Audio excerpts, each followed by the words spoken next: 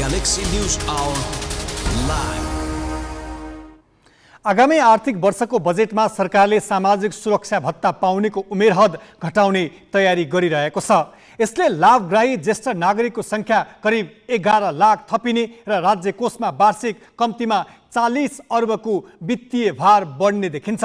यसरी बढ्ने व्यवहारको स्रोत कहाँबाट जुट्छ? यसबारे सरकारसँग कुनै जवाब छैन। चुनाव गराउन गठन भएको सरकारले राज्यको क्षमता विचार नगरी केवल जस लिनका लागि मतदातालाई नगदै बाँड्ने योजनामा ध्यान केन्द्रित गरेको यसबाट प्रष्ट देखिन्छ। आयविहीन एवं न्यून आय हुने वर्गको सामाजिक सुरक्षा राज्यको दायित्व हो, तर हुने खानेदेखि हुँदा खानेसम्म सबैलाई समान रूपले नगद बाँड्नु हाम्रो प्रणालीभित्रको अर्को समस्या हो। त्यसमाथि मतदाता रिझ्याउने नियतले यस्ता कार्यक्रम आउने भएकाले कसलाई आवश्यक हो भन्ने ख्यालै नगरी जथाभावी रकम बाँड्ने गरिएको छ, जुन सामाजिक सुरक्षाको मान्य विपरीत छ। अझ राज्यको क्षमता नहेरी ढुकुटी रित्याउने होडले अर्थव्यवस्थालाई नै धराशायी बनाउने जोखिम छ। त्यसमाथि सङ्घ सरकारको सिक्को गर्दै स्थानीय सरकारमा समेत यस्तै वितरणमुखी योजना र घोषणाको लहर चलेको छ, जुन झनै घातक छ। ग्यालेक्सी न्युज आवरमा आज हामी नगदै बाँडेर सस्तो लोकप्रियता हासिल गर्ने होडको लेखाजोखा गर्नेछौँ। साथमा हुनेछ काठमाडौँ महानगरका नवनिर्वाचित प्रमुख बालेन्द्र शाहले तत्काल पहल गर्नुपर्ने 8 कामको सूची।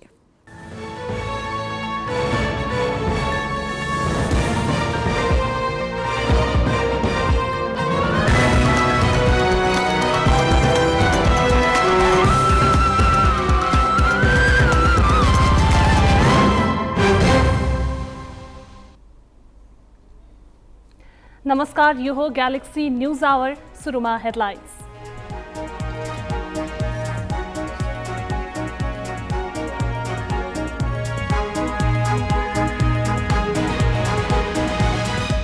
आगामी आर्थिक वर्षको बजेट भोलि सार्वजनिक हुने। मूल्य वृद्धि, विनिमय सञ्चित र व्यापार घाटा मुख्य चुनौती। इन्धनमा कर घटाउन सांसदहरूको जोड। नगदै बाँडेर मतदाता रिझाउने प्रवृत्ति बढ्यो। ज्येष्ठ नागरिक भत्ता पाउने उमेर घटाउने सरकारको तयारी। राज्य कोषमा कम्तीमा 40 अर्ब रुपैयाँको भार थपिने। कैलालीको गेटामा बनाइएको पूर्वाधार अलपत्र पारी डडेलधुरामा मेडिकल कलेज चलाउने घोषणाको सुदूरपश्चिममा विरोध। सरकार प्रतिक्रियाविहीन। आर्जु राणा भन्छन् भ्रम फैलाइयो। रुस र युक्रेन युद्धका कारण 22 करोड मानिस भोकमरीको चपेटामा पर्ने विश्व खाद्य कार्यक्रमको प्रक्षेपण। अफ्रिका र मध्यपूर्वका देश सर्वाधिक जोखिममा। र आइसिसी विश्वकप लिग 2 अन्तर्गत ओडिआई श्रृङ्खला खेल्न नेपाली क्रिकेट टिम अमेरिका प्रस्थान। चोटको कारण विक्रम सोबले अवसर गुमाए। सुसन भारी समेटिए।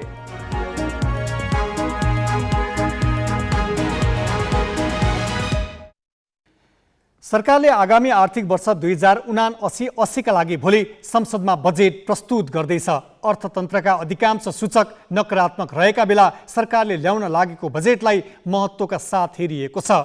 बढ्दो व्यापार घाटा, विदेशी मुद्रा सञ्चितमा आएको सङ्कुचन र करका दायरामा सरकार कसरी प्रस्तुत हुन्छ भन्ने चासो छ।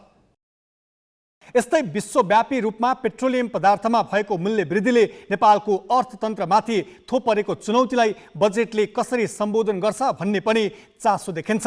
त्यसो त सरकारले कस्तो बजेट आउँदैछ भन्ने झल्को नीति तथा कार्यक्रम मार्फत दिइसकेको छ। जेठ 10 गते ल्याइएको नीति तथा कार्यक्रममाथि संसदमा आज 8 घण्टाभन्दा बढी छलफल भयो। सत्ता पक्षले नीति तथा कार्यक्रमको बचाउ गर्यो, प्रतिपक्ष दलका सांसदले आलोचना गरे। अधिकांश सांसदले पेट्रोलियम पदार्थमा भएको मूल्य वृद्धिका कारण समग्र उपभोग्य वस्तु महँगिएकाले कर घटाउन माग गरेका छन्। तत्कालका लागि पेट्रोलियम पदार्थमा लगाइँदै आएको केही कर हटाएर उपभोक्तालाई राहत दिनुपर्ने, अन्यथा महँगीको मूल्य चुकाउन गाह्रो हुने सांसदहरूको भनाइ छ। उनीहरूले पेट्रोलियम पदार्थमाथि निर्भरता घटाउने उपयुक्त योजना ल्याउन पनि माग गरेका छन्। केही सांसदले आयात नियन्त्रणका लागि सरकार आफैले किन्न लागेको केही वस्तुको खरिद प्रक्रिया नै रोक्नुपर्ने बताए। नीति तथा कार्यक्रम मार्फत उत्पादन बढाउने योजना अघि सारे पनि चुनावी वर्षको बजेटमा पैसा बाँड्ने योजनालाई प्राथमिकता दिन सक्ने आशंका प्रतिपक्षी दलका सांसदहरूले गरेका छन्।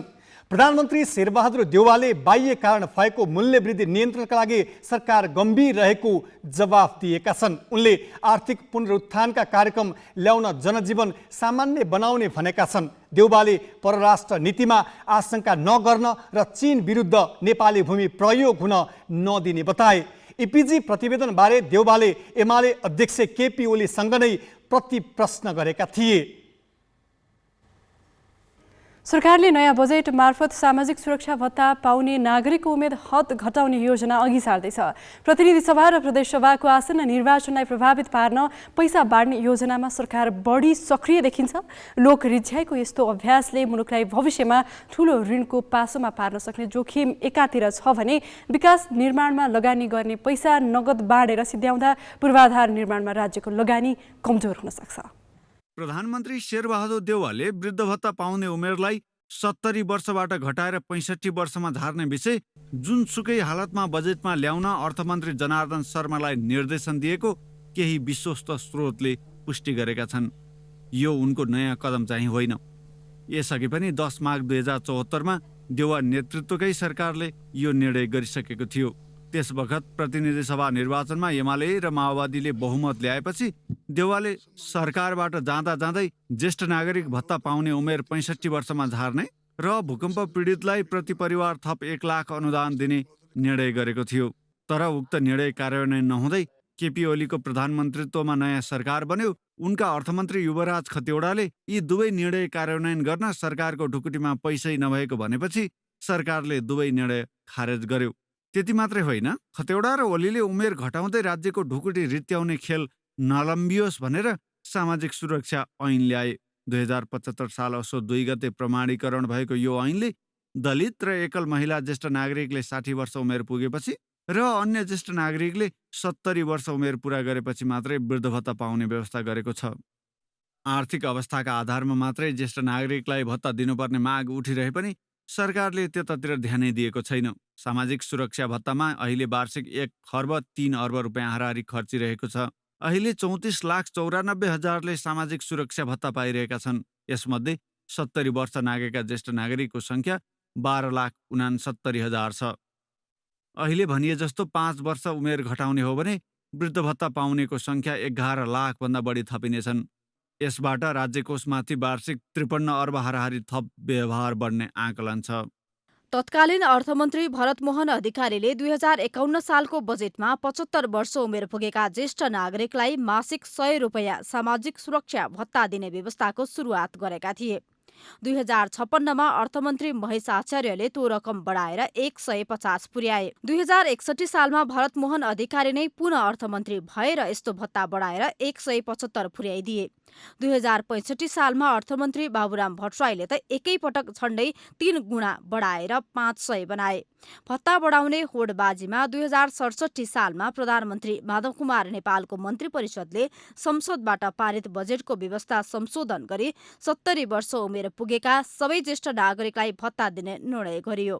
दलित समुदाय र तत्कालीन कर्णाली अञ्चलका बासिन्दालाई 60 वर्षमै भत्ता दिन थालियो। 2072 सालमा अर्थमन्त्री रामचरण महतले भत्ता दोब्बर बढाएर 1000 बनाइदिए। यस होडमा अर्को वर्ष 2073मा विष्णु पौडेलले फेरि दोब्बर बढाएर 2000 पुर्याए। 2074 सालमा शेरबहादुर देउवा नेतृत्वकै मन्त्री परिषदले उमेर घटाएर 65 वर्षमा झार्ने निर्णय गरे पनि लगत्तै केपी शर्मा ओली नेतृत्वको सरकार गठन भएपछि कार्यान्वयनमा गएन। 2076 सालमा युवराज खतिवडा अर्थमन्त्री हुँदा ज्येष्ठ नागरिक भत्ता मासिक 3000 का दरले दिन थालियो। त्यसपछि फेरि अर्थमन्त्री बनेका विष्णु पौडेलले बजेटबाट 4000 पुर्याइदिए। प्रधानमन्त्री देउवाले 5 वर्ष अघिको आफ्नो प्रतिबद्धता पूरा गर्न मात्रै होइन, आसन्न प्रतिनिधि सभा निर्वाचनलाई पनि केन्द्रित गरेर यस्तो व्यवस्था गर्न खोजेको देखिन्छ। विकास निर्माणमा लगानी गर्न खर्चनुपर्ने सरकारी ढुकुटी यसरी लोक रिझ्याइका लागि पैसा बाँडेरै रित्याउन थाल्ने हो भने मुलुकको विकास सम्भव छैन। आयातमा निर्भर हाम्रो जस्तो अर्थतन्त्रमा पैसा बाँड्ने नीतिले अर्थतन्त्रलाई लाभभन्दा हानि बढी गर्छ। अर्कातिर विदेशबाट ऋण लिएर भत्ता बाँड्दै जाँदा भविष्यमा मुलुकको अर्थतन्त्र ग्रिस जस्तै टाट पल्टिने अवस्थामा पुग्न सक्छ। विनय बन्जर, ग्यालेक्सी फोके, काठमाडौँ। अहिले नेपालमा 12,69,000 भन्दा बढीले मासिक 4,000 रुपियाँ ज्येष्ठ नागरिक भत्ता पाइरहेका छन्। अब 65 वर्षभन्दा माथिका सबैलाई भत्ता बाँड्ने हो भने यो सूचीमा करिब 11 लाख थपिनेछन्। यिनीमध्ये 1 लाख हाराहारी दलित र कर्णालीका ज्येष्ठ नागरिकले अहिले पनि भत्ता त पाइरहेका छन्, तर रकम कम छ। राष्ट्रिय परिचय पत्र तथा पञ्जीकरण विभागका अनुसार सबै किसिमका सामाजिक सुरक्षा भत्ता प्राप्त गर्नेको सङ्ख्या गत चैत मसान्तमा 34,94,000 हाराहारीमा छ। यो कुल जनसङ्ख्याको 12% हाराहारी हो। कुन समूहले कस्तो भत्ता पाउँछन् त? हेर्नुहोस् यो प्रस्तुति। अहिले 70 वर्ष उमेर पुगेका ज्येष्ठ नागरिकले मासिक 4,000 भत्ता पाउँछन्। यस्तो भत्ता पाउनेको संख्या गत चैत मसान्तमा 12,69,140 जना थियो। 60 वर्ष उमेर पुगेका दलित र साविका कर्णाली अञ्चलका ज्येष्ठ नागरिकले मासिक 2,660 रुपियाँ भत्ता पाउँछन्। अहिले 2,15,610 जनाले यस्तो भत्ता लिइरहेका छन्। सबै किसिमका एकल महिलाले मासिक 2,660 रुपियाँ भत्ता पाउँछन्। यस्तो संख्या अहिले 6,39,945 छ। पूर्ण अपाङ्गता भएको रातो कार्ड पाएका जुनसुकै उमेरका नागरिकले महिनाको 3,990 रुपियाँ पाउँछन्। अहिले 61,774 जनाले यस्तो भत्ता पाइरहेका छन्। नीलो कार्ड पाएका अति अशक्त अपाङ्गता भएका नागरिकले मासिक 2,128 भत्ता पाउँछन्। यस्तो भत्ता पाउनेको संख्या 1,24,765 छ। कुसुण्डा, बनकरिया, राउटे, सुरेल, हायु, राजी, किसान लगायत 14 थरी लोपोन्मुख आदिवासी जनजातिले मासिक 3,990 भत्ता पाउँछन्। अहिले यस्तो भत्ता पाउनेको संख्या 22,637 छ। दलित र सरकारले तोकेको भौगोलिक क्षेत्रका 5 वर्ष नपुगेका बालबालिकालाई पनि सरकारले मासिक 532 रुपियाँ भत्ता दिन्छ। चैत मसान्तमा यस्तो भत्ता पाउनेको संख्या 11,66,515 जना थियो। अरू कुनै उत्पादनमूलक काम गर्न नसकेका दलहरू सस्तो लोकप्रियताका लागि सबैभन्दा सजिलो बाटो वितरणमुखी योजना रोज्ने गर्छन्। झन् चुनावको मुखमा लोक रिझ्याइका लागि यस्ता योजना ल्याउनु सोझै मतदाता नगदमा किन्न खोज्नु हो भन्दा फरक पर्दैन। अब केही न्युज संक्षेपमा। नेपाली काङ्ग्रेसका नेता रामचन्द्र पौडेलले निजगढ विमानस्थल नबनाउनु भन्ने फैसला सर्वोच्च अदालतले सच्याउनु पर्ने बताएका छन्। काङ्ग्रेस नेता पौडेलले सर्वोच्चको फैसला विवेकसम्मत नभएकाले सच्याउनुको विकल्प नरहेको बताए। निजगढ विमानस्थल बनाउनका लागि रुख काट्नुपर्ने अवस्था नरहेको उल्लेख गर्दै उनले न्यायाधीशहरूलाई आफै स्थलगत अध्ययन गर्न पनि सुझाव दिएका छन्। सर्वोच्चले बिहिबार निजगढ विमानस्थलको काम रोक्न आदेश गरेको थियो। गृह मन्त्रालयले रोल्पा कारागारमा आत्महत्या गरेको भनिएका बन्दी सुन्दर हरिजनको मृत्युबारे छानबिन गर्न 5 सदस्यीय समिति गठन गरेको छ। मन्त्रालयले आज कारागार विभागका निर्देशक झरेन्द्र प्रसाद चापागाईको संयोजकत्वमा समिति गठन गरेको हो। समितिलाई स्थलगत अध्ययन गरी 10 दिनभित्र प्रतिवेदन दिन भनिएको छ। हात हतियार र फिरौतीको आरोपमा 3 पटक थुनामा परिसकेका सुर्खेतका विजय विक्रम शाहलाई बाहिर निकालेर उनको नाममा मोबाइल चोरीको कसुरमा 1 वर्षको कैद बसाइएपछि छुट्नुपर्ने नेपालगञ्जका हरिजनलाई कारागार राखिएको थियो। कारागार प्रशासनले हरिजनले जेठ 4 मा झुन्डिएर आत्महत्या गरेको भनेको थियो। सातामा 2 दिन शनिबार र आइतबार सार्वजनिक बिदा दिने सरकारको निर्णय बाजुराको जगन्नाथ गाउँपालिकामा लागू नहुने भएको छ। गाउँपालिकाका नवनिर्वाचित जनप्रतिनिधिको पहिलो बैठकले आइतबार सार्वजनिक बिदा नदिने निर्णय गरेको हो। आइतबार सार्वजनिक बिदा गर्ने निर्णयले विद्यालयको पठन पाठन, स्वास्थ्य संस्थामा उपचार गर्न आउने बिरामी र कार्यालयको कामकाज प्रभावित हुने गाउँपालिकाको बैठकको ठहर छ। जेठ 16 गतेबाट लागू हुने गरी आइतबारदेखि शुक्रबारसम्म साबिककै समयमा कार्यालय र विद्यालय सञ्चालन गर्ने निर्णय भएको जगन्नाथ गाउँपालिकाले जनाएको छ। अहिलेसम्म एउटा पनि मेडिकल कलेज नभएको प्रदेश सुदूरपश्चिम मात्र हो। निकै ठुलो सङ्घर्षपछि कैलालीको गेटामा मेडिकल कलेजका पूर्वाधार बनाइयो, तर ती पूर्वाधार उपयोगविहीन छन्। तर यही बेला प्रधानमन्त्रीको गृह जिल्लामा अर्को मेडिकल कलेज सञ्चालनको घोषणापछि सुदूरपश्चिमवासी थप सशङ्कित भएका छन्। विस्तृत क्रान्ति शिखाबाट। आफ्नै क्षेत्रको व्यक्ति पाँचौँ पटक प्रधानमन्त्री हुँदा धनगढीमा निर्माण भइसकेको मेडिकल कलेज चाँडै सञ्चालनमा आउने आशामा हौसिएका थिए सुदूरपश्चिमवासी। तर 1.5 वर्ष अघि नै आधारभूत संरचना निर्माण भइसकेको मेडिकल कलेज सञ्चालनमा हुने अत्तो पत्तो छैन। स्थानीय तह निर्वाचनका बेला गृह प्रदेश पुगेका प्रधानमन्त्री शेरबहादुर देउवाका थरीथरी बोलीले सुदूरपश्चिमवासी झनै सशङ्कित बनेका छन्। ल्याब पनि चाहिन्छ, ल्याब टेक्निसियन चाहिन्छन्। त्यसकारण चाहिँ सुदूरपश्चिमलाई सबभन्दा बढी फाइदा हुने यो डल्ला मात्रै होइन, सबै अरू भैँचडी दाचुरादेखि सबै ठाउँमा बझाङसम्म पनि धनगढीभन्दा यहाँ सजिलो भन्छन्। डोटी भइहाल्यो, असाम भइहाल्यो।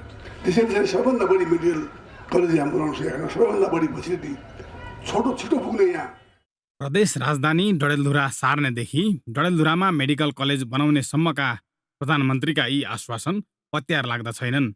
बल्ल तल्ल कैलालीको गेटामा निर्माण भएको मेडिकल कलेज नै सञ्चालन हुन नसकिरहेका बेला डडेलधुरामा अर्को खोल्छु भन्ने प्रधानमन्त्रीको भनाई पत्याउनु पनि कसरी?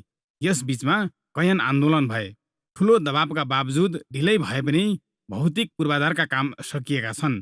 तर 2 वर्ष अघि नै सञ्चालन गर्ने भनिएको मेडिकल कलेजका बनिसकेका पूर्वाधार अलपत्र छन्। स्वास्थ्य विज्ञान प्रतिष्ठान, विश्वविद्यालय वा मेडिकल कलेज कुन मोडलमा लैजाने भन्ने निर्णय समेत सरकारले गर्न सकेको छैन।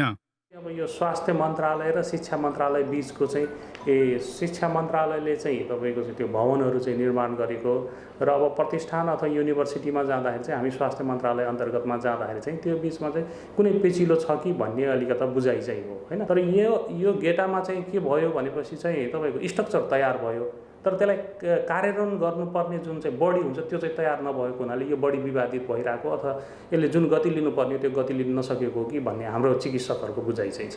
मङ्गलबार सरकारले घोषणा गरेको नीति तथा कार्यक्रममा गेटा मेडिकल कलेज सञ्चालनबारे केही उल्लेख नगरिएको र डडेलधुरामा अर्को मेडिकल कलेज सञ्चालन गर्ने विषयले सुदूरपश्चिमवासीलाई झनै सशङ्कित बनाएको छ र उनीहरूले सरकारसँग जवाफ मागिरहेका छन् गेटा मेडिकल कलेज कहिलेबाट सञ्चालन हुन्छ भनेर। हामीले प्रमुख जिल्ला अधिकारी मार्फत यो कुरो चाहिँ नेपाल सरकार तत्काल पुगोस्, सडकबाटै सबै कुरो समाधान नभएर सरकारबाटै यसको समाधान होस् र तत्काल मेडिकल कलेजको काम चाहिँ सुरुवात होस्, हाम्रो पढाइ सुरुवात होस्। पढाइभन्दा पनि अस्पतालको जुन अस्पताल जुन हुनुपर्ने हो त्यहाँ सबै संरचना भएको 27वटा भवन बनेका छन्। 700 बेडका लागि पर्याप्त भवन बनेको छ। प्रशासन भवन सम्पूर्ण भइसकेको छ। खानेपानी र विद्युत बाहेक सबै काम सरकारले चाहेको खण्डमा त्यो 3 महिनामा सुरुवात होस्। सरकारले यी प्रश्नको जवाफ दिइरहेको छैन। बरु सरकारी तहमा कुनै औपचारिक हैसियत नभएकी र सांसद समेत नरहेकी आर्जु राणा देउवा जवाफ दिन अग्रसर भएकी छन् र स्थानीयका प्रश्नलाई उल्टै भ्रम फैलाएको आरोप लगाइरहेकी छन्। नेपाल सरकारको नियम कानुन अनुसार 3 वर्ष मेडिकल कलेज मेडिकल हस्पिटल चलाइसकेपछि मात्रै कुनै पनि ठाउँलाई चाहिँ क्याम्पस बनाउन सकिन्छ र त्यो नियम अनुसार पहिला चाहिँ गेटामा हस्पिटल सञ्चालन चाँडै नै हुन गइरहेको छ। यो इलेक्सनको कारण चाहिँ यसमा अलिकति ढिलाइ भएको हो र अब इलेक्सन अब 1-2 हप्तामै त्यहाँ चाहिँ समितिहरू बन्छ र यो सञ्चालन हुने प्रक्रियाको लागि बजेट पनि यो बजेटमै आउँछ। यो बेकारको आन्दोलन गर्ने र बेकारको भ्रम एउटा सृजना नगर्न चाहिँ म अनुरोध गर्न चाहन्छु। डडेलधुरा अस्पताललाई स्वास्थ्य विज्ञान प्रतिष्ठानका रूपमा नभई हाललाई मेडिकल कलेजका रूपमा विस्तार गर्ने घोषणा सरकारले नीति तथा कार्यक्रम मार्फत गरेको छ। अहिलेसम्म प्रदेशमा गतिलो अस्पताल समेत नहुँदा जटिल रोगका बिरामीले उपचारका लागि भारत धाउनुपर्ने वा सङ्घीय राजधानी काठमाडौँ जानुपर्ने बाध्यता हटेको छैन। तर सुदूरपश्चिमबाट 2048 यता अनवरत सांसद भएका र 5औं पल्ट प्रधानमन्त्रीको कुर्सीमा बसेका देउवा भएका परियोजनालाई परिणाम दिने बनाउनुको साटो आश्वासनकै खेतीमा रमाएको यस क्षेत्रका बासिन्दाको बुझाइ छ। क्यामेरामा पुष्कर नेपालीका साथमा कैलालीबाट हिक्मत रावल र डडेलधुराबाट शेरबहादुर भण्डारीको रिपोर्ट। गेटा मेडिकल कलेज सञ्चालनमा सरकार उदासीन भइरहँदा कैलालीमा विरोध प्रदर्शन जारी छ। के भन्छन् त कैलालीवासी र प्रदर्शनमा सहभागीहरू? बनी बनाऊ 500 करोड 400-500 करोड हाम्रो लागिसकेको पैसा बनी बनाउनलाई बाख्राखोर बनाउनु त भएन नि। त्यो बाख्राखोर बनाउनु थियो भने हाम्रो रुपियाँ किन लगाएको? त्यहाँ पैसा त हाम्रो हो नि। त्यसले गर्दाखेरि तुरुन्त त्यहाँबाट स्वास्थ्य सेवा त उपलब्ध गराउन सकिन्छ नि। उहाँहरूले एउटा कुरा के देखाउनु भयो भने हामी नेपाली जनताका चाहिँ जो अप्ठ्याराहरू छन् जो समस्याहरू छन् त्यसप्रति चाहिँ नेपाली काङ्ग्रेसकै सरकार भए पनि शेरबहादुर देउवाजी चाहिँ एकदमै निरीह हुनुहुन्छ, निरपेक्ष देखिनुहुन्छ भन्ने कुरा एउटा प्रमाणित भयो। र बनिसकेको बौद्धिक संरचनालाई यतिकै व्यवहारिक सेप फालेर नयाँ अर्को एउटा जनतालाई चाहिँ लोभ देखाउने कुरा चाहिँ राम्रो होइन। यस ठाउँको आर्थिक स्तर उन्नतिका लागि पनि त्यो मेडिकल कलेजको महत्त्वपूर्ण भूमिका रहनेछ भन्ने जुन हामीले आशा र अपेक्षा राखेका थियौँ, त्यसलाई अहिलेको सरकारको नीति तथा योजनामा नसमेटिएको देख्दाखेरि हामी अत्यन्तै दुखी भएका छौँ। यसलाई चाहिँ यसरी यति विशुद्ध कामलाई चाहिँ तपाईँको राजनीतिसँग जोडेर हेर्ने हो भने कहिले पनि हामी यो क्षेत्रको विकास गर्न सक्दैनौँ र सुदूरपश्चिममा विकासको हिसाबले हेर्ने भने सबैभन्दा ठुलो लगानीको परियोजना पनि यही हो। राज्यले यो क्षेत्रका नागरिकहरूलाई स्वास्थ्य सेवा दिने गरी तिमीहरूको पढाइ तिमीहरूले गर्नु हुँदैन है भन्ने जस्तो सन्देश दिएको जस्तो मलाई लाग्छ। एउटा व्यापारिक थलो धनगढी एउटा सुसम्पन्न एउटा मेडिकल दिन के उहाँलाई अप्ठ्यारो भयो, के टाउको दुख्यो। अब सङ्घीय र प्रदेश सरकारको निर्वाचन हुन बाँकी नै छ, त्यही भएर पनि नेताहरूले अथवा अहिलेको सरकारले त्यसलाई मसलाको रूपमा मात्रै युज गरिराखेको हो कि अथवा जनतालाई आश्वासन दिन खोजेको हो कि जस्तो मलाई लाग्छ। यो कसैले बनाएको, कसैले दयामायामा दिएको, भिख दिएको कुरा होइन, यो हाम्रो अधिकारको कुरा हो। के त्यसो भए सुदूरपश्चिमका जनताले कहिले पनि एउटा मेडिकल कलेज नपाउने, सुदूरपश्चिमका जनताले एउटा स्तरीय गुणस्तरीय शिक्षा नपाउने? सरकारी घोषणा वा नीतिले सिर्जना गरेको अन्यल र असन्तुष्टिको सम्बोधन सरकारी तहबाट हुनुपर्छ। सरकारको कुनै हैसियतमा नभएका व्यक्तिले सरकारी हैसियतमै भए जस्तो गरी वक्तव्यबाजी गर्दा झन् अन्यल र आशंका बढेको छ। यति मात्र होइन, यसले अवैधानिक शक्ति केन्द्र हावी भएको भन्नेहरूलाई पनि ठाउँ दिएको छ। अब केही न्युज संक्षेपमा। रुस युक्रेन युद्धका कारण यो वर्ष 22 करोड मानिस भोकमरीको चपेटामा पर्ने विश्व खाद्य कार्यक्रमले जनाएको छ। विश्व खाद्य कार्यक्रम FAO-ले रासायनिक मल अभावका कारण खाद्यान्न उत्पादनमा समेत कमी आएको बताएको छ। FAO-का उपनिर्देशक माउजरियो मार्टिनले युक्रेन र रुसबाट खाद्यान्न आयात हुने 53 देशमा भोकमरीले चरम रूप लिने बताएका छन्। खाद्यान्नको निर्यात रोकिँदा अफ्रिका र मध्यपूर्वका देश सबैभन्दा धेरै प्रभावित भइरहेका छन्। 6 महिनादेखि युक्रेन र रुसबाट खाद्यान्न आयात ठप्प जस्तै छ। FAO-का अनुसार युक्रेनबाट निर्यात भइसकेको 60 लाख टन गहुँ र 1 करोड 40 लाख टन मकै रुसले बन्दरगाहमा रोकेर राखेको छ। यो खाद्यान्न तत्कालै सम्बन्धित देशमा पुर्याउनका लागि पहल गर्न मार्टिनले राष्ट्रसङ्घसँग आग्रह गरेका छन्। आइसिसी विश्वकप लिग 2 अन्तर्गत एक दिवसीय श्रृङ्खला खेल्न नेपाली राष्ट्रिय क्रिकेट टिमका सदस्य अमेरिका प्रस्थान गरेका छन्। नेपालले अमेरिका र ओमानसँग खेल्नेछ। जेठ 26मा पहिलो खेल ओमानसँग खेल्दै नेपालले श्रृङ्खलाको सुरुवात गर्नेछ। 7 टोली सहभागी विश्वकप लिग 2 मा शीर्ष 3 टोलीले आगामी वर्ष हुने एक दिवसीय विश्वकप ग्लोबल छनौट खेल्न पाउनेछन्। बाँकी 4 टोलीले प्लेअफ खेल्नुपर्ने हुन्छ। नेपाल 12 खेलबाट 12 अङ्क सहित 6औं स्थानमा छ। विश्वकप लिग 2 मा नेपालको यो चौथो त्रिकोणात्मक श्रृङ्खला हो। एक दिवसीय मान्यता बचाउन नेपालका लागि यो श्रृङ्खला महत्त्वपूर्ण छ। कप्तान सन्दीप लामिछानेले सकेसम्म धेरै खेल जित्ने विश्वास व्यक्त गरेका छन्। प्रशिक्षक पुबुदु दासा नायकेले पनि सक्दो राम्रो प्रदर्शन गर्ने बताएका छन्। खेलाडीलाई युवा तथा खेलकुद मन्त्री महेश्वर जङ गहतराज र क्यानका अध्यक्ष चतुर बहादुर चन्दले विदाई गरे। ब्याक इन्जुरीका कारण विक्रम सोवले अन्तिम समयमा यो श्रृङ्खला गुमाएका छन्। उनको स्थानमा सुसन भारीलाई टिममा समावेश गरिएको छ। विश्व जुनियर नम्बर 1 ब्याडमिन्टन खेलाडी प्रिन्स दाहालको वरियता खस्किएको छ। विश्व ब्याडमिन्टन महासङ्घले जारी गरेको नयाँ वरियता अनुसार प्रिन्स एकै पटक नम्बर 1 बाट 7औं नम्बरमा झरेका हुन्। विश्व नम्बर 1 भएदेखि उनले कुनै पनि अन्तर्राष्ट्रिय प्रतियोगितामा सहभागिता जनाउन पाएका छैनन्। यही कारण उनको वरियता खस्किएको हो। प्रिन्स नेपाली ब्याडमिन्टनका युवा स्टार हुन्। उनी गत वर्ष शीर्ष वरियतामा पुगेका थिए। उनले घरेलु प्रतियोगितामा निरन्तर प्रदर्शन गरिरहेका छन्। एफसी एसियन कप छनौटको तयारीको लागि कतारमा रहेको राष्ट्रिय फुटबल टोलीले आज टिमोर लिस्टेसँग मैत्रीपूर्ण खेल खेल्दैछ। खेल कतारको दुवास्थित ग्रान्ड हमाद रङ्गाशालामा नेपाली समयअनुसार राति पौने 10 बजे सुरु हुनेछ। 11 दिने कतार बसाइका क्रममा नेपाली टोलीले दोस्रो खेल ओमानसँग खेल्नेछ। कतार फुटबल सङ्घको मध्यस्थतामा नेपालले मैत्रीपूर्ण खेल खेल्न लागेको हो। ओमानसँग खेल जेठ 20 गते हुनेछ। नेपाली टोली एसियन कप छनौटको लागि कतारबाट कुवेत जानेछ। छनौटमा नेपाल समूह एमा छ। समूह चरणमा नेपालले कुवेत, इन्डोनेसिया, जोर्डनसँग प्रतिस्पर्धा गर्नेछ। छनौट खेल जेठ 25 गते हुने भएको छ। च्याम्पियन्स लिग फुटबलको उपाधिको लागि रियल मैड्रिड र लिभरपुल बीच प्रतिस्पर्धा हुँदैछ। फाइनल खेल फ्रान्सको पेरिसमा नेपाली समयअनुसार राति 1:15 बजे सुरु हुनेछ। रियल मैड्रिड 14औं र लिभरपुल 7औं पटक उपाधि उचाल्ने योजनामा छन्। लिभरपुलले पछिल्लो पटक 2019मा उपाधि जितेको थियो। त्यसअघिको सिजनमा च्याम्पियन भएको रियल मैड्रिड 4 सिजनपछि उपाधि होडमा फर्किएको हो। च्याम्पियन्स लिगमा यी दुई टिमबीच 8 पटक प्रतिस्पर्धा भएको छ, जसमा रियलले 4, लिभरपुलले 3 खेल जितेका छन्। एक खेल बराबरीमा सकिएको थियो। च्याम्पियन्स लिगको फाइनलमा भने यी दुई टोली तेस्रो पटक आम्ने सामने हुन लागेका हुन्। यसअघिको भेटमा दुवैले 1-1 खेल जितेका थिए। बालेन्द्र शाह काठमाडौँ महानगर प्रमुख निर्वाचित भएपछि पहिलो काम के होला? उनले मुख्य कुन काममा ध्यान दिनु पर्ला? यसबारे अनेक तर्क वितर्क हुन सक्लान्, तर उनले विजयको माला पहिरिएकै दिन काठमाडौँ उपत्यकाको फोहोर विसर्जन गरिने ठाउँ सिस्डोलको स्थलगत अवलोकन गरिसकेका छन्। यो प्रसङ्ग नवराज पाण्डेबाट। काठमाडौँ महानगरको अहिलेको मुख्य समस्या फोहोर व्यवस्थापन हो। महानगरका चोक चोकमा अहिले पनि फोहोरको डङ्गुर छ। फोहोर व्यवस्थापन गर्ने थलो नुवाकोटको सिस्टोल क्षेत्र हो, तर सिस्टोलवासीले आफ्ना माग सम्बोधन नभएको भनेर अवरोध गर्दै आएका छन्। स्वतन्त्र उम्मेदवारी दिएर महानगर प्रमुखमा निर्वाचित भएका बालेन्द्र शाह शपथ ग्रहण नगर्दै शुक्रबार सिस्टोल पुगे। उनले सक्दो चाँडो समस्याको समाधान गर्ने आश्वासन दिएका छन्।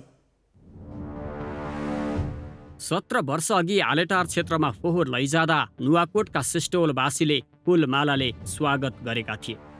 त्यति बेला उनीहरूको एउटै आशा थियो, फोहोरको कन्टेनरबाट विकास खस्छ। तत्कालीन काठमाडौँ महानगरले सिस्टोल नजिकैको आलेटार क्षेत्र 2 वर्षका लागि भनेर लिएको थियो। 17 वर्ष सिङ्गै उपत्यकाको फोहोर सिस्टोलले बोक्दा त्यहाँ 200 मिटर अग्लो पर्वत खडा भयो, तर ओखरपौवा सिस्टोल क्षेत्रले विकासको अनुहार देख्न पाएन। बरु त्यहाँको जीवन प्रणाली नै तहस नहस हुन पुग्यो।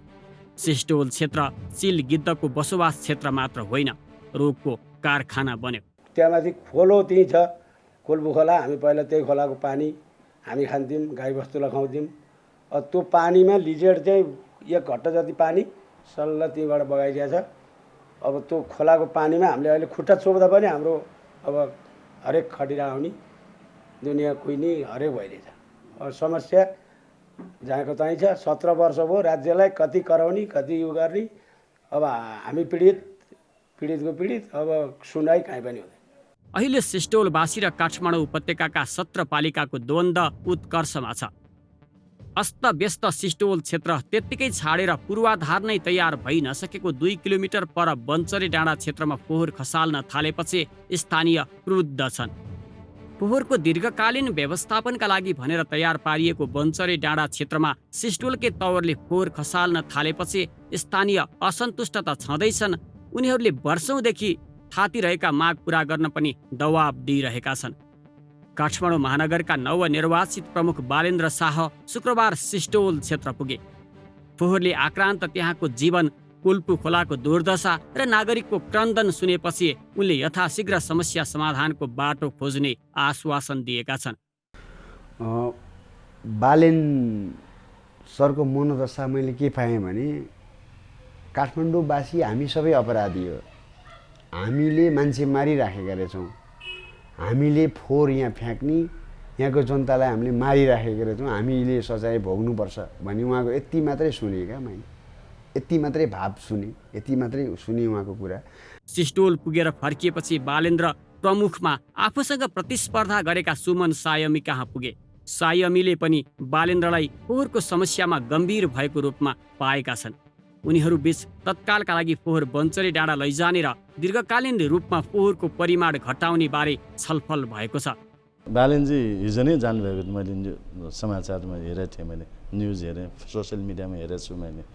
उहाँ त्यहाँ अध्ययन गर्न जाँदाखेरिको कुरा र आज जुन उहाँसँग भेटघाट भएको कुरामा उहाँले एउटा चाहिँ के रियलाइज गरेर आयो कि काठमाडौँवासीले चाहिँ त्यो फोहोर पठाएर मान्छेहरूलाई मारेको अवस्था छ भन्ने कुरा आयो कि यसलाई चाहिँ अब त्यहाँ सेन्ट्रलाइज गरेर पनि नहुने अवस्था देखियो भन्ने कुरा आयो होइन।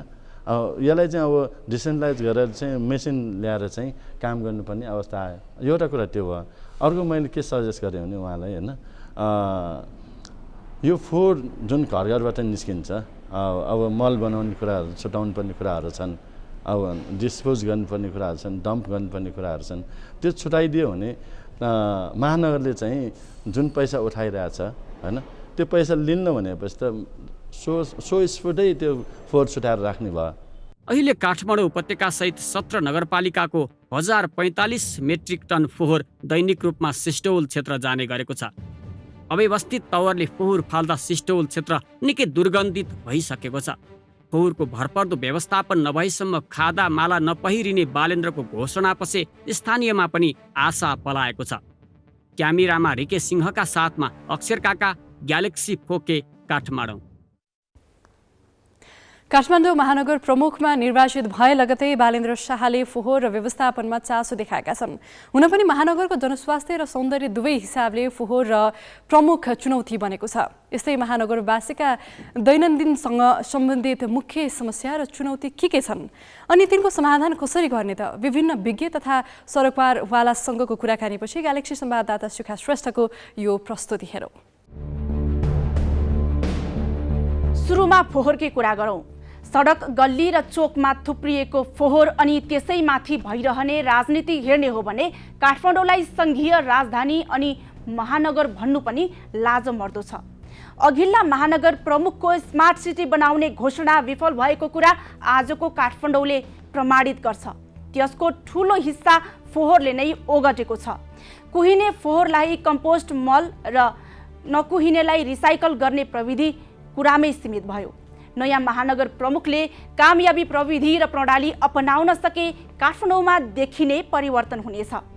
काठमाडौँ महानगर सहित उपत्यकाका 17 नगरको फोहोर नुवाकोटको सिसडोल क्षेत्रमा विसर्जन गरिँदैछ। काठमाडौँका लागि भक्तपुर एउटा पाठ हुन सक्छ, तर भक्तपुरले आफै व्यवस्थापन गर्छ। काठमाडौँ महानगर सहित उपत्यकामा दैनिक करिब 11 लाख सवारी गुड्छन्। सवारी यातायात प्रणाली भरपर्दो नहुँदा निजी सवारीको चाप ठेगी नसक्नुको छ। बाटामा जाम अचाक्ली छ, पार्किङ पाउन मुस्किल छ, पेट्रोलियमको खपत नियन्त्रण बाहिर छ, ठुलो रकम विदेशिएको छ, उपत्यकावासीको जीवन निर्वाह लागत ठेगी नसक्नु छ। यसले अपराध र अरू सामाजिक समस्या पनि निम्त्याएको छ। ट्राफिक लाइटदेखि सडकको हविगतका कारण पनि ट्राफिक व्यवस्थापन जटिल बन्दैछ। खाल्डाखुल्डी, ढल र जथाभावी गाडिएका खम्बाले सडकलाई धराप बनाएका छन्। सार्वजनिक यातायात र सडक सुधार्ने बित्तिकै महानगरवासीले यसको बहुआयामिक लाभ पाउनेछन्। जथाभावी पार्किङको समस्या एकातिर छ भने अर्कोतिर महानगरले स्मार्ट पार्किङका नाममा बाटाघाटामै मनपरी रकम असुल्न ठेक्का दिएको छ। यस्तो ठेक्का बदर गरी भूमिगत र बहुतले पार्किङको व्यवस्था गर्नुपर्छ। ठुला व्यावसायिक संस्था र धेरै सेवाग्राही हुने कार्यालयले पार्किङ पूर्वाधार बनाउनै पर्ने व्यवस्था गर्नुपर्छ। धेरै ठाउँमा फुटपाथ नै छैन। भएका ठाउँमा पनि व्यापारीले ओगटेका छन्। पैदल यात्री हिँड्न सक्ने सडक बनाउन कुनै परियोजना आवश्यक पर्दैन। केवल भएको संयन्त्रलाई सक्रिय बनाउँदा पुग्छ। सडक व्यापारीलाई निश्चित समय र स्थान तोकिदिने र अरू समयमा आवागमन अस्तव्यस्त बनाउनेलाई कारबाही गर्ने आँट स्थानीय सरकारले देखाउनुपर्छ। साथै महानगरका पूर्वाधार साइकल र अपाङ्ग मैत्री बनाउन जरुरी पनि छ। जथाभावी राखिएका होर्डिङ बोर्ड तत्काल हटाउनुपर्छ। महानगरले नै सार्वजनिक स्थान भाडामा लगाउने काम बन्द गरिनुपर्छ। इन्टरनेट र अरू तारहरू बिजुलीका तारसँगै भूमिगत बनाउन विद्युत प्राधिकरणसँग तत्काल समन्वय गर्न सकिन्छ। काठमाडौँ महानगरभित्र हरियाली खोज्दा पनि नभेटिने भइसकेको छ। अब कर्पोरेट होस् वा आवासीय वा सरकारी संरचना नै किन नहोस्, हरेक कन्क्रिट संरचना ठड्याउनु अघि निश्चित क्षेत्रफलमा हरियाली सुरक्षित हुने विकल्प बाध्यकारी बनाउनै पर्छ। नयाँ विकास भएका बस्तीमा भएभरको जग्गालाई घरेडीकरण गर्न नपाउने र साझा खुला ठाउँ राख्नै पर्ने व्यवस्था गर्नुपर्छ। सरकारी पर्ती तथा सार्वजनिक जग्गामा अब ठूला संरचना बनाउने होइन, खुला स्थान र सामुदायिक उद्यान विकास गर्नुपर्छ। कतिपय उपयोगी विहीन निजी तथा विवादित जग्गालाई महानगरपालिकाले अधिग्रहण वा खरिद गरेर खुल्ला उद्यान बनाउनुपर्छ। सहरभित्र हराएका नदी र खोलाको खोजी गरी अतिक्रमण हटाउन कठोर कदम चाल्नुपर्छ। अहिले ठूला होटल र व्यावसायिक संस्थाले डिप बोरिङ गरेर जमिन मुनिको पानी रित्याउँदैछन्, तर पानी झिकिएपछि पुनर्भरण गरिँदैन। अब डिप बोरिङ गर्नेलाई पुनर्भरणको पनि जिम्मा दिनुपर्छ। आकाशको पानी सङ्कलन गरेर जमिन मुनि पठाउन बाध्य पार्नुपर्छ। त्यस्तै जताततै पिच र ढलान गर्ने प्रवृत्ति रोकी इटा वा ढुङ्गा बिछ्याएर पानी जमिन मुनि छिर्ने व्यवस्था गर्नुपर्छ। सम्पदाको सहर भनेर चिनिने काठमाडौँमा सबैभन्दा ठूलो सङ्कटमा सम्पदा नै छन्। ढुङ्गे धाराहरू मासिसकेका छन्, पोखरीहरू पानीविहीन हुँदैछन्, मन्दिर र पाटी पौवा व्यापारीले ओगटिसकेका छन्। सम्पदा जति कन्क्रिटमा गगनचुम्बी संरचनाले छोपिँदैछन्। ठूलो वास्तुशैली सम्पदा क्षेत्रमै पाउन मुस्किल भइसक्यो। भक्तपुरले सम्पदा क्षेत्रमा बनाइने घरका लागि डिजाइन तोकिदिएको छ र त्यसबापत केही अनुदान एवं कर सहुलियत दिएको छ।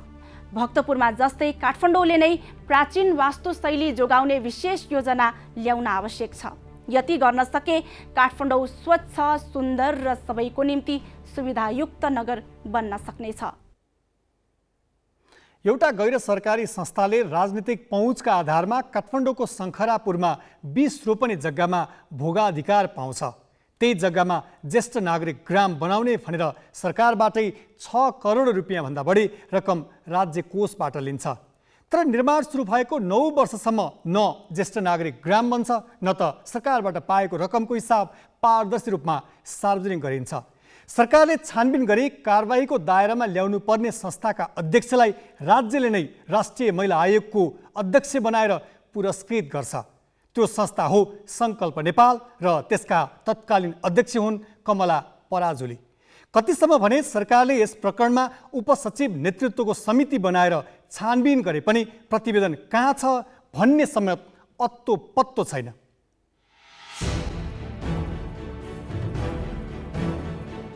काठमाडौँ शङ्करापुर नगरपालिकाको यस खुलालटारमा झन्डै 50 रोपनी जग्गा 12 वर्ष अघिसम्म खाली थियो। स्थानीयका घरपालुवाको चरीचरण मानिन्थ्यो। 2067 सालमा माधव कुमार नेपाल प्रधानमन्त्री छँदा किता नम्बर 188 को यही जग्गाबाट 20 रोपनी सङ्कल्प नेपाल नामक गैर सरकारी संस्थालाई भोगाधिकार दियो। ज्येष्ठ नागरिक ग्राम बनाउने भनेर यही संस्थालाई सरकारले 7 करोड रुपियाँ दिने निर्णय पनि गरेको छ।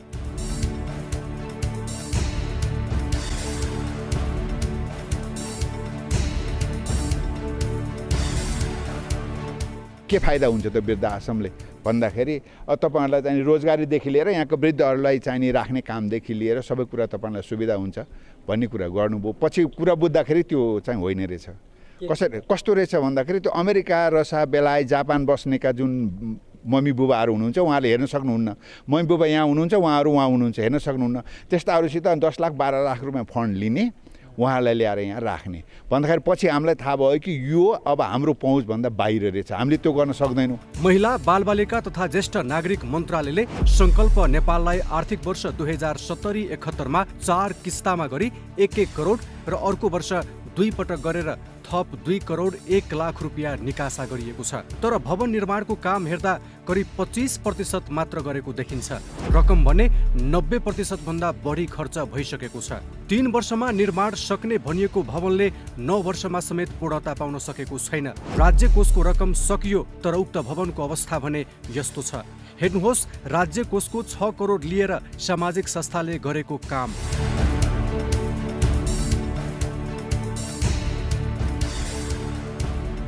यसमा पढ्नेलाई पढ्न पाउने, बुढाखाडालाई खान बस्न पाउने, घरबाट निकाले सोचाइले भने यहाँ बस्न पाउने, यहाँ ओखती उपचार पनि गरिदिने भनेपछि हामी त दङ्ग पऱ्यौँ। त्यो बेला आएर राखिदिए हामी किचेर मर्ने थियौँ, आनन्द हुने थियो। र यो कसरी बनायो, किन बनाएको यो? बनाउनु जान्नेले नासिएपछि बनाउनु पर्दैन कि पर्दैन? लागत अनुसारको काम नदेखिएको र स्थानीयवासीले पनि गुनासो गरेको कारण मन्त्रालयले छानबिन गर्न 2078 फागुन 27 गते समाज कल्याण तथा सङ्घ संस्था समन्वय महाशाखाकी उपसचिव सम्झना देवकोटाको संयोजकत्वमा 3 सदस्यीय समिति पनि बनायो। समितिले स्थलगत अध्ययन गरी प्रतिवेदन बुझाइसकेको छ। हाम्रो छानबिन समितिमा प्राविधिक हुनुहुन्थेन, जस्तो अब हामी त निजामती कर्मचारी मात्रै हुन्, त अब प्राविधिक पनि निजामती कर्मचारी नै है, त्यही पनि अब जुन इन्जिनियर ओभरसियर एउटा प्राविधिक भइदिएको भए हुँदी अझ सही समितिले चाहिँ सही मूल्याङ्कन गरेर बुझाउन सक्थ्यो। तर त्यो नभएको हुनाले हामीले त्यो भवन चाहिँ जुन पैसा विनियोजन भएर गएको र त्यो पैसाबाट बनेको जुन भौतिक संरचना हेर्दाखेरिमा प्राविधिक भएदेखि कति पैसा खर्च भयो भन्ने समेत आउने थियो। मन्त्रालयकै कर्मचारीको मिलेमतोमा कामको प्रगति नहेरी सार्वजनिक खरिद ऐन विपरीत रकम निकासा गरिएको देखिन्छ। भवन निर्माण करिब 25% मात्रै सम्पन्न भए पनि 90% भन्दा बढी रकम कसरी निकासा भयो? छानबिन समितिका पदाधिकारी आश्चर्यचकित छन्, किनभने सार्वजनिक खरिद ऐनको दफा 2 उपदफा 1 मा पेस्की दिँदा पहिलो पटकमा स्वीकृत पेस्की रकमको आधामा नबढ्ने गरी र बाँकी रकम कार्य प्रगतिका आधारमा मात्रै निकासा दिने उल्लेख छ। स्रोतका अनुसार छानबिनले कर्मचारीलाई समेत दोषी देखाएपछि न प्रतिवेदन कार्यान्वयन गरिएको छ न त सार्वजनिक नै। यसबारे मन्त्रालयका सचिव र प्रवक्तासँग सम्पर्क गर्दा उनीहरू बोल्न इन्कार गरे। राज्य कोषको यति ठूलो रकम दुरुपयोग भएको आशंकामा सरकारकै छानबिनमा परेको संस्थाकी तत्कालीन अध्यक्ष पराजुली हाल राष्ट्रिय महिला आयोगकी अध्यक्ष छिन्। क्यामेरामा सबिन महर्जनका साथमा शिव अधिकारी यदुवंशीको रिपोर्ट। बिजनेस न्यूज का साथमा नेपा टॉप सब ठीक ठाक। नेपा टॉप सब ठीक ठाक।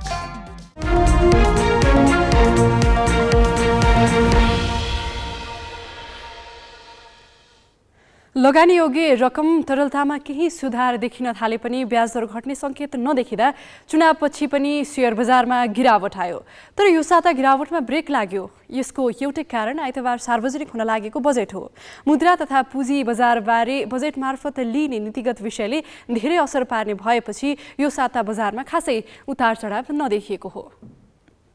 यो साता शेयर बजार परिसूचक नेप्से 11 अङ्कले घट्यो। जम्मा 5 अर्ब 40 करोडको शेयर किनबेच भयो। लगानीकर्ताले 13 अर्ब सम्पत्ति गुमाए। अघिल्लो साता नेप्से 111 अङ्कले घटेको थियो। लगानीकर्ताले 1 खर्ब 65 अर्ब रुपैयाँ गुमाएका थिए। यो साता ठूलो गिरावट नभए पनि नेप्से 17 महिना यताकै न्यून बिन्दु 2191 मा झरेर फर्कियो। नेप्से अझै पनि बलियो सपोर्ट बिन्दु 2200 कै नजिक छ। मुद्रा र पुँजी बजारमा देखिएका विद्यमान समस्या समाधानका लागि बजेट मार्फत नयाँ व्यवस्था नआए आगामी दिनमा लगानीकर्ताले थप नोक्सानी बेहोर्नु पर्ने विश्लेषण गरिएको छ। सरकारले आइतबार नयाँ बजेट ल्याउँदैछ। मुद्रा र पुँजी बजारलाई सहयोग पुग्ने गरी बजेट आउने लगानीकर्ताको अपेक्षा छ। शेयर कारोबारमा लाग्ने शुल्क र पुँजीगत लाभकरको सीमादेखि बैंकिङ प्रणालीमा देखिएको तरलता समस्यामा बजेटमा लिइने नीतिले शेयर बजारको बाटो तय गर्नेछ। बिजनेस ब्युरो, ग्यालेक्सी फोके, काठमाडौँ। नेपाली राष्ट्रिय क्रिकेट टिममा पुराना र नयाँ खेलाडीहरूको मिश्रण छ। नेपाली क्रिकेटमा उत्पन्न विवादपछि कप्तान परिवर्तन गरियो। ज्ञानेन्द्र मल्ललाई हटाएर युवा क्रिकेटर सन्दीप लामिछानेलाई कप्तानको जिम्मेवारी दियो। उपकप्तान भने दिपेन्द्र सिंह ऐरी नै थिए। अहिले आएर उपकप्तान पनि परिवर्तन गरियो र अर्का युवा क्रिकेटर रोहित पौडेललाई उपकप्तानको जिम्मेवारी दिएको छ। टिममा अनुभवी र सिनियर खेलाडी हुँदाहुँदै रोहितलाई उपकप्तान बनाइएपछि टिमका सिनियर खेलाडीले जिम्मेवारी लिन नमानेको हो कि भनेर चर्चा हुन थालेको छ। नेपाली राष्ट्रिय क्रिकेट टिम युवा क्रिकेटर सन्दीप लामिछानेको कप्तानीमा छ। टिममा अनुभवी खेलाडीसँगै युवा खेलाडीको मिश्रण रहेको छ। कप्तान मात्र होइन, उपकप्तान पनि युवा नै चयन भएका छन्। यसअघिका उपकप्तान दिपेन्द्र सिंह एरी पनि टिममै छन्। उनको प्रदर्शन उत्कृष्ट नै छ। उपकप्तानमा प्रशिक्षक पुबुदु दशनायकेको पहिलो रोजाइमा पनि दिपेन्द्र नै थिए, तर उनले आफू पूर्ण रूपमा खेलमा मात्रै केन्द्रित हुने बताएपछि उनको चाहनालाई स्वीकार गरेको प्रशिक्षक दशनायकेले बताए। Yes, Dipendra was my first choice, but he actually wanted to give his best to the team by focusing his batting and bowling, and he's one of the best fielders we have, so he wants to play that role for the team, which I totally understand. अर्का senior खेलाडी करण केसीलाई पनि उपकप्तान बन्न प्रस्ताव गरिएको, तर सबै senior खेलाडीले रोहितलाई नै उपकप्तानको जिम्मेवारी दिने निर्णय गरेपछि यो निर्णय गरिएको दशनायकेले बताए। सिनियर खेलाडीहरूले कप्तान सन्दीपको कप्तानीमा उपकप्तानको जिम्मेवारी लिन नचाहेको भन्नेहरू पनि छन्, तर यो सही नभएको र टिममा कुनै समस्या नभएको प्रशिक्षक दशनायकेले स्पष्ट पारे। Both of them actually happy if Rohit taken that role. So after I spoke to everyone, and they are all number one choice was Rohit. If you're talking about the issues that we had 3-4 months ago, I think there is none exist anymore. We all are focused, and we know everyone is very clear where we are going as a team, and it's all about we have put Nepal team first culture in the team. रोहितले अहिले नै उपकप्तानको जिम्मेवारी पाउला भनेर अपेक्षा नै गरेका थिएनन्। जिम्मेवारीलाई अवसरको रूपमा लिएको र सिनियर खेलाडीहरूले गरेको विश्वासलाई प्रमाणित गर्ने उनको भनाइ छ। एकदम राम्रो फिल भइरहेछ, किनभने अब सिनियर दाइले मलाई ममाथि कन्फिडेन्ट देखाइराख्नु भएको छ, त्यसले गर्दा एकदम कन्फिडेन्ट फिल हुन्छ। सो यही कन्फिडेन्सलाई अब ग्राउन्डमा गएर प्रुभ गर्नु छ। एकदमै अनर फिल भइरहेको छ नेपाल टिमको भाइस क्याप्टन भएकोमा, प्लस अब रेस्पोन्सिबिलिटी थपेको छ, प्रुभ गर्नु छ आफूले। होप अब हामी दुईजना र प्लस कोच र सबै प्लेयरले मिलेर चाहिँ राम्रो एन्भाइरोमेन्ट बनाएर राम्रो खेलेर अगाडि बढाउनुहुन्छ क्रिकेट टिमलाई। रोहितलाई उपकप्तानको जिम्मेवारी दिएसँगै सिंहको टिमको नेतृत्व युवा खेलाडीलाई दिएको छ। प्रशिक्षकका अनुसार युवा खेलाडीलाई सिनियर खेलाडीको साथ छ, विवाद साम्य भएको छ, टिममा एकता छ र सामूहिक निर्णय भनिएको छ। यदि भने जस्तै हो भने नेपाली क्रिकेटको लागि सुखद पक्ष हो। हामी ग्यालेक्सी न्यूज आवरको अन्त्यमा छौं। जाँदा जाँदै हेडलाइन्स।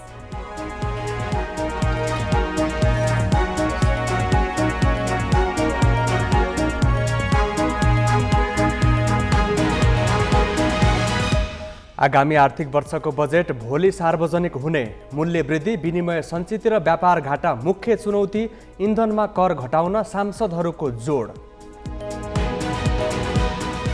नगदै बाडेर मतदाता रिझाउने प्रवृत्ति बढ्यो, ज्येष्ठ नागरिक भत्ता पाउने उमेर घटाउने सरकारको तयारी, राज्य कोषमा कम्तीमा 40 अर्ब रुपैयाँको भार थपिने।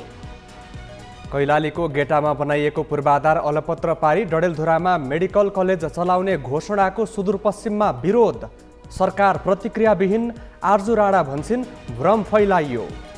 रुस र युक्रेन युद्धका कारण 22 करोड मानिस भोकमरीको चपेटामा पर्ने विश्व खाद्य कार्यक्रमको प्रक्षेपण, अफ्रिका र मध्यपूर्वका देश सर्वाधिक जोखिममा। र आइसिसी विश्वकप लिग 2 अन्तर्गत ओडिआई श्रृङ्खला खेल्न नेपाली क्रिकेट टिम अमेरिका प्रस्थान, चोटको कारण विक्रम सोबले अवसर गुमाए, सुसन भारी समेटिए।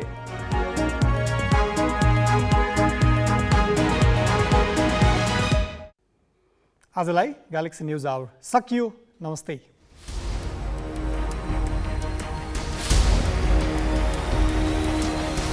This is Galaxy News Hour live.